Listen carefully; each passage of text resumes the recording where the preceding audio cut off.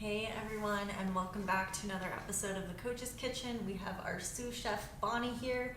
I think she made her first debut on a Coach's Kitchen and she has literally doubled in size, as you can see, and getting bigger every single day. All right, bye-bye Bon Bon. I'm sure she'll be running around here. So what we're gonna go ahead and do today is we are going to make some apple cider Moscow mules. The recipe for today's Coach's Kitchen was going to be Moscow mules, straight up normal, but I have some apple cider that I made in the fridge, so I thought we would go ahead and spice this up. So we're also going to be talking all about magnetic messaging, and your message is essentially the core of what you believe to be true and share with the world. And it's also really critical because it's how you're able to attract your ideal clients and ultimately nurture and convert them. So let's go ahead and get started with the mule. So as I said, we're going to be doing an apple cider Moscow mule today. So we'll need a cocktail shaker. Actually, you don't need a cocktail shaker. Never mind. You do not shake anything with bubbles. That's not a good idea. We're going to use ginger beer, which is where bubbles are coming in. We're going to use some vodka, lime juice, and apple cider. So this is not hard apple cider. This is just like the normal stuff that you would buy from the shop, so non-alcoholic. I made it myself. It's really easy to make. It takes maybe 3 hours on the stove, but prep time maybe 10 minutes. So we're gonna go ahead and use this. And then for mules, it's traditional to use copper mugs, so we've got those, but you can use whatever you have. And we'll go ahead and decorate that with some apple slices and some cinnamon sticks. So let's go ahead and get started. We're gonna start with our mugs, and I will make one for my loving husband as well. And we are going to do 1/2 ounce of lime juice each. So this is lime juice that I squeezed right before the show, but they also make bottled lime juice that you can purchase that's just as good. So make it easy. Alrighty, then we will add our ice into the mug. So what's cool about these copper mugs is that they get all frosty from the ice. So we're gonna see that. Add that in. One more ice cube. Okay, apple cider, we need 2 ounces of the apple cider each. So to make this easy for myself, what I'm going to do is pour a little in here and then portion it. I also use this apple cider to make pancakes, pulled pork sandwiches. It's really good hot with some bourbon in it, so I use this a lot. 2 ounces of apple cider.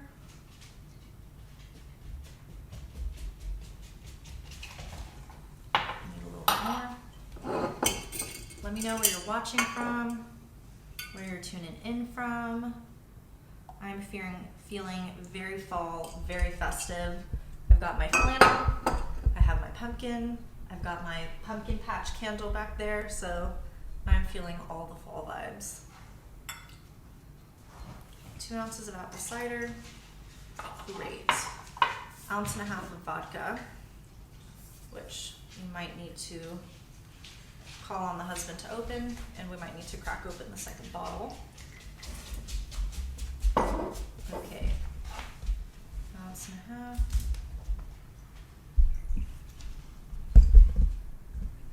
Should get it done. Bonnie is wanting some attention.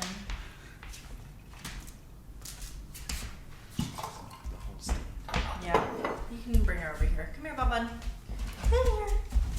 Come here, the people want to see you. Monster.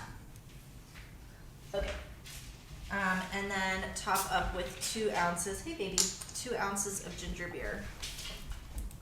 Off. She used to be so little that we would have to carry her up and down the stairs, and now she's jumping on the counter going for food. All right, perfect. I'll throw in a little bit more ice into these, and then we are going to make this nice and pretty with a cinnamon stick each.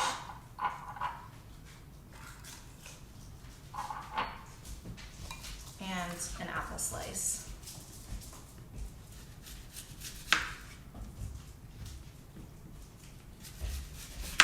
down, Bunny. There we go. And honey, you can have yours too. Cheers. Do you want some? Gotta be 21. 18 in this country, but still not old enough.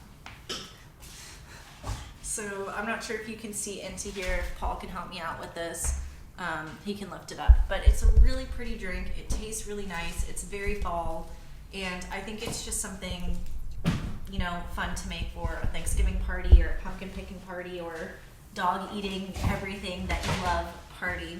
So let's get, whoops. Hold on, come here.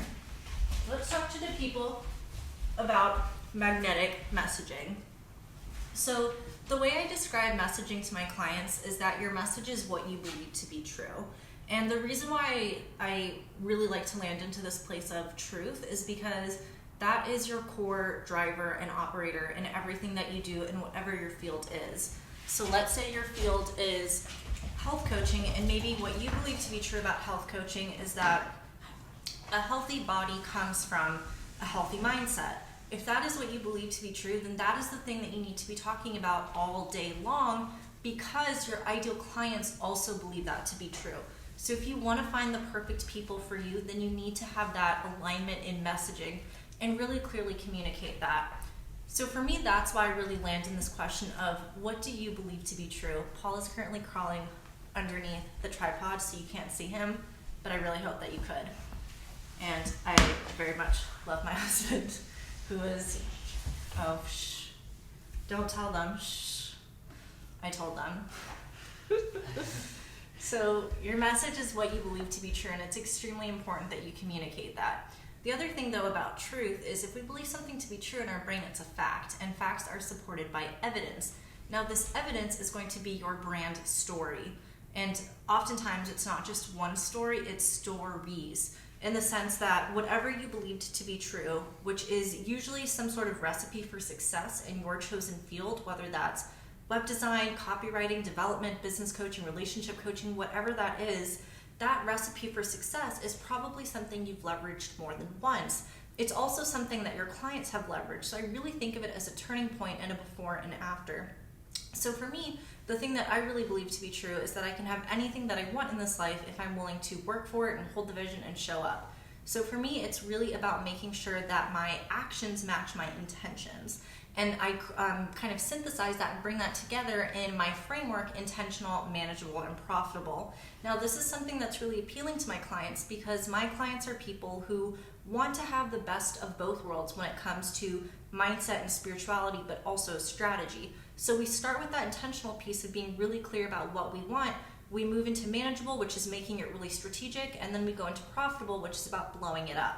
So I can take that message, that kind of core branding story for me, and then I show that through my own personal journey from $800 in my bank account to self-made millionaire at 24, which you guys have all heard about, I'm sure. I can talk about that in terms of 3 of my $500,000 launches. I can talk about that as it relates to me getting major press and media, but that truth, that brand message is something that shows up for me in many different places. Likewise, that truth is something that is present in the work that I do with my clients. So having a really strong brand message and then breaking that down into brand stories, which essentially validate your brand message, you will be able to attract your ideal clients. Now, when we come to this idea of magnetic, the thing about magnets is it pulls something into you, and that's what good messaging does. And I think that where messaging is unmagnetic, if that's a word, or where it just doesn't land, it doesn't stick,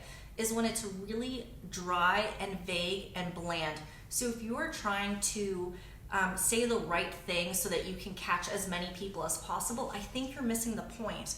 I don't think that you need to be super polarizing. I don't think that you need to have a ton of swear words in your copy, but I do think that you need to take a stand, because the thing is, we're not just trying to get any old client on the planet. There are 8.5 billion people in this world. You do not want all of them to sign up for your group program. You just want the right people to work with, because not only are they going to get the best results, but they're also the people that you're going to really enjoy working with. So a question worth asking yourself when you're trying to sell a program or promote your Facebook group or ask people to sign up for your freebie, whatever that is, come back to the question of what does my ideal client need to hear to feel safe taking this next step, whether that's investing in your program, signing up for your email list, or getting on the call to maybe talk about working together. So what is it that they need to hear?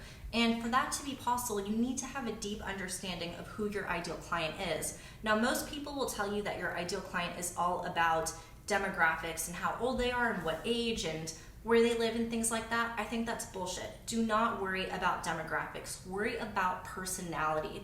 Because the fact is there are many different souls living in many different bodies, and if you are just trying to go for the 25-year-old who goes to yoga class and drinks green juice and smoothies, you're going to miss out on the people in their 30s and 40s and 50s and men and people living overseas who have the exact same dreams, desires, personality, who are going to be amazing clients who love you, respect you, pay you on time if you're so focused on what somebody looks like. In relationships, they sometimes tell you don't get so focused on the frame that you forget the picture. Meaning, if someone is personality-wise everything that you could ever want, but you think that you're super into tall guys, but this is a short guy, you're kind of being obnoxious for saying, oh, I'm not going to date that person because they're not tall. Now, you definitely can. You can manifest whatever you want. But I think it's missing the point, right? Don't worry too much about the frame. Pay attention to what the picture is. So that is the thing about magnetic messaging. It has to be true for you, because if it's true for you, it's true for your ideal client. And that means we really need to get specific. We need to get to the heart of the matter and speak to exactly what our ideal client needs to hear. So I am going to go ahead and take a sip of my apple cider Moscow Mule. I'm going to check the comments to see if I have any messages from you. But thank you so much for joining me today. I also wanted to let you know that I have a free challenge coming out. It'll be starting in about 2.5 weeks. This is going to be a free 5-day challenge all about how to start your online business. So if that's something that you're interested in, stay tuned. Registration will open on Monday. We're also going to have a VIP option, which is $97, and it will include daily group coaching calls with me. So you can definitely get in for free. But if that's something you're interested in working with me as your business coach for 5 days, then check out that VIP option when we tell you all about it on Monday. Let me go ahead and look at the comments. I would love to know where you're watching from. I am in Edinburgh, Scotland. If you have never heard of me before, met me, and you're like, who is this chick and why is she making cocktails and talking business? One, because that is the best way to do it. But two, I lived in Bali for 3 years. I started my business when I moved to Bali when I was 22 years old. So my version of fall has always been very hot and sweaty. I have never had like the big house with Christmas and all those things. I've definitely had Christmas, but never in my house. So I'm going to be very basic this year. I do not like pumpkin spice lattes, but I will be drinking one every day just because I feel like I should. Alrighty, let's see what everyone is doing in here. Hey, DeLon. Cute puppy, yes. Outstanding, thank you. Apple cider mules are my favorite. They're so good. Oh, you got your pumpkin pot. Yes, I did. This is my pumpkin pot. I just got a Darth Vader pot, so I thought maybe I don't need this. But my thinking is this will live on top of the stove for the next 2 months, and it will be on every Thanksgiving table I ever have for the Americans in the crowd, so it seems worth it. And it is actually functional. You can actually cook in it and stick it in the oven.